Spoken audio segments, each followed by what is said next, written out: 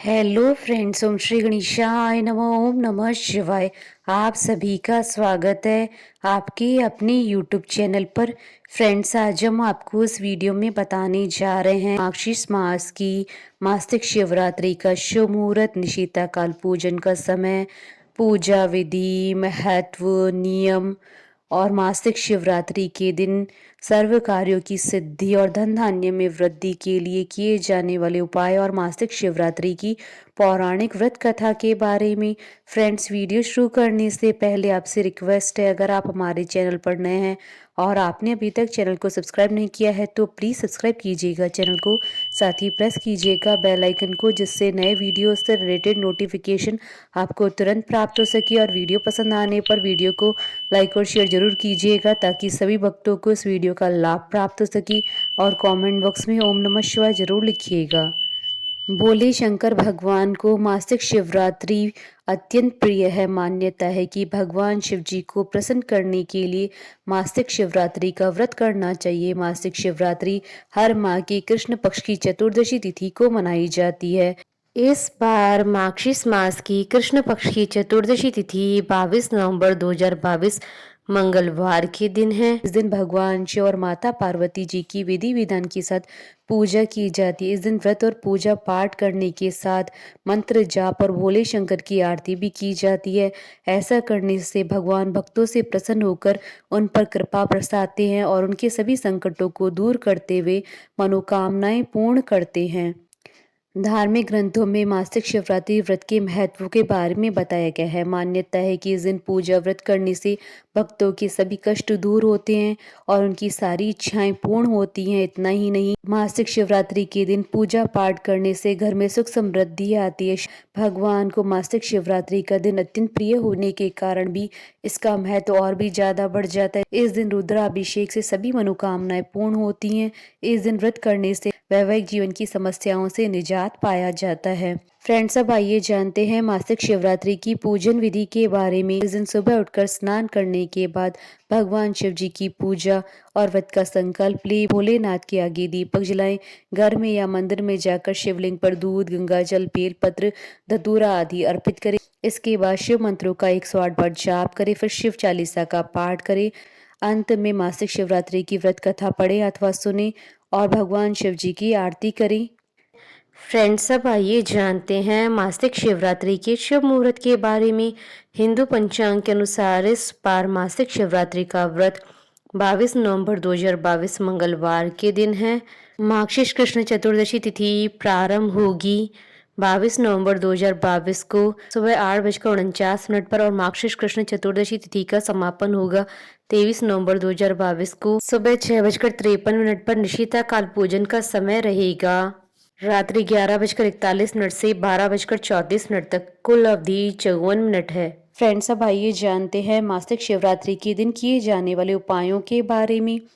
मासिक शिवरात्रि के दिन विशेष उपायों को करने से आपकी सभी परेशानियां दूर हो जाती हैं। शिवरात्रि के दिन भगवान शिव और माता पार्वती की विधि विधान से पूजा अर्चना करें। इसके बाद रुद्राक्ष की माला लेकर 108 बार ओम गौरी शंकर नमः मंत्र का जाप करें। इसके बाद रुद्राक्ष को गंगा जल से शुद्ध करें और लाल धागे में डालकर तब तक धारण करें जब तक विवाह का शुभ समाचार न मिल जाए। मासिक शिवरात्रि के दिन घर में भगवान शिव और माता पार्वती की तस्वीर लाएं और पूजा अर्चना करें।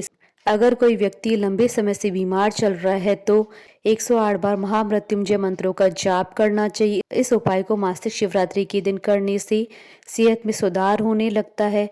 मासिक शिवरात्रि के दिन भगवान शिव जी को सफेद चीजें अर्पित करनी चाहिए। मान्यता है कि इन चीजों को अर्पित करने से धन लाभ के अवसर मिलते हैं। अगर आपके विवाह में किसी भी तरह की कोई परेशानी है तो शिवलिंग के सामने बैठकर ओम श्रीम वर प्रदाय श्रीम नमः मंत्रों का जाप करें। इसके साथ ही समय समय पर भगवान शिव जी को 5 नारियल अर्पित करें। इस उपाय को करने से विवाह से जुड़ी परेशानियां दूर हो जाती हैं। मासिक शिवरात्रि के दिन 21 बेलपत्रों पर चंदन से ओम नमः शिवाय लिखकर भगवान भोलेनाथ को अर्पित करें। ऐसा करने से आपकी सभी परेशानियां दूर हो जाएंगी। फ्रेंड्स, अब आइए आरंभ करें मासिक शिवरात्रि की व्रत कथा। पूर्व काल में चित्रभानु नामक एक शिकारी था। जानवरों की हत्या करके वह अपने परिवार को पालता था।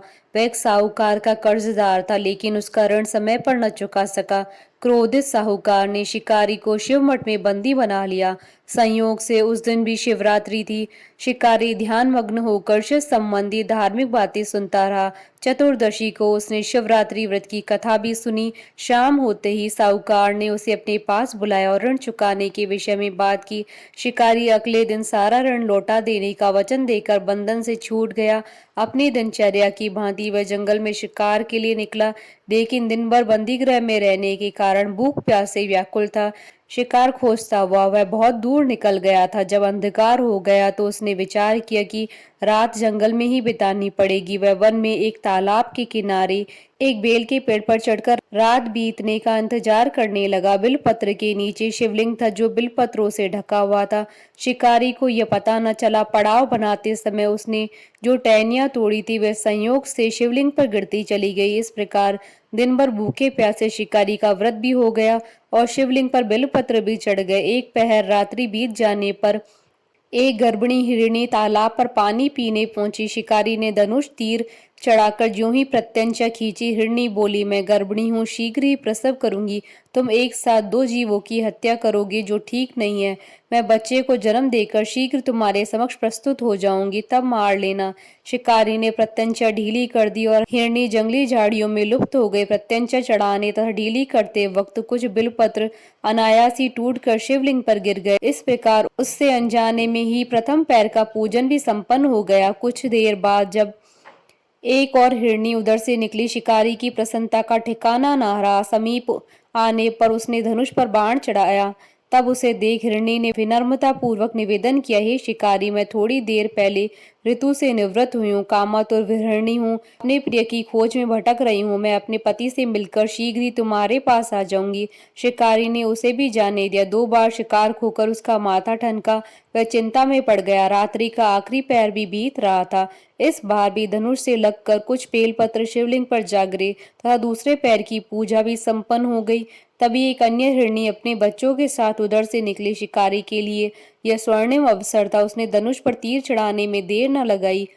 वह तीर छोड़ने ही वाला था कि हिरणी बोली, हे शिकारी, मैं इन बच्चों को इनके पिता के हवाले करके लौट आऊंगी। इस समय मुझे मत मारो। शिकारी हंसा और बोला, सामने आए शिकार को छोड़ दूं? मैं ऐसा मूर्ख नहीं हूं। इससे पहले मैं 2 बार अपना शिकार खो चुका हूं। मेरे बच्चे भूख प्यास से व्यग्र हो रहे हैं। उत्तर में हिरणी ने फिर कहा, जैसे तुम्हें अपने बच्चों की ममता सता रही है, ठीक वैसे मुझे भी है।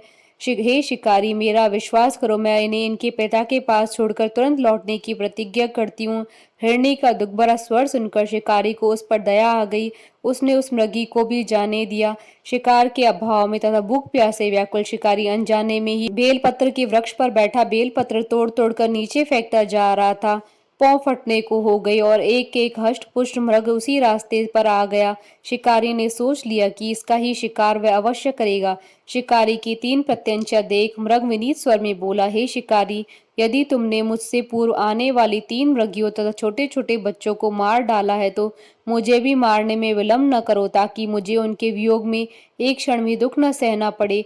मैं उन हिरनियों का पति हूँ। यदि तुमने उन्हें जीवन दान दिया है तो मुझे भी कुछ क्षण का जीवन देने की कृपा करो। मैं उनसे मिलकर तुम्हारे समक्ष उपस्थित हो जाऊंगा। मृग की बात सुनते ही शिकारी के सामने पूरी रात का घटनाक्रम घूम गया। उसने सारी कथा मृग को सुना दी। तब मृग ने कहा, मेरी तीनों पत्नियां जिस प्रकार प्रतिज्ञाबद्ध होकर गई हैं, मेरी मृत्यु से अपने धर्म का पालन नहीं कर पाएंगी। अतः जैसे तुमने उन्हें विश्वास पात्र मानकर छोड़ा, वैसे ही मुझे भी जाने दो।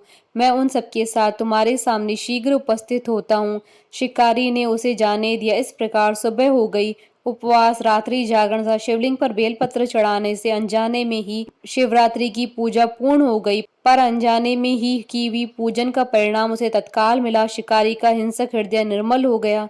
उसमें भगवत शक्ति का वास हो गया। थोड़ी देर बाद वह मृग सपरिवार शिकारी के समक्ष उपस्थित हो गया ताकि वह उनका शिकार कर सके, किंतु जंगली पशुओं की ऐसी सत्यता और सात्विकता और सामूहिक प्रेम भावना देखकर शिकारी को बड़ी ग्लानि हुई। उसने मृग परिवार को जीवन दान दे दिया। अनजाने में शिवरात्रि व्रत का पालन करने पर भी शिकारी को मोक्ष की प्राप्ति हुई। जब मृत्यु काल में यमदूत उसके जीव को लेने आए तो शिवगणों ने उन्हें वापस भेज दिया तथा शिकारी को शिवलोक ले गए। शिव जी की कृपा से ही अपने इस जन्म में राजा चित्रभानु अपने पिछले जन्म को याद रख पाए तथा मासिक शिवरात्रि के महत्व को जानकर अगले जन्म में भी पालन कर पाए। बोलिए भगवान शंकर की जय। हमारे साथ इस वीडियो में अंत तक बने रहने के लिए आपका धन्यवाद। ओम श्री गणेशाय नमः। ओम नमः शिवाय।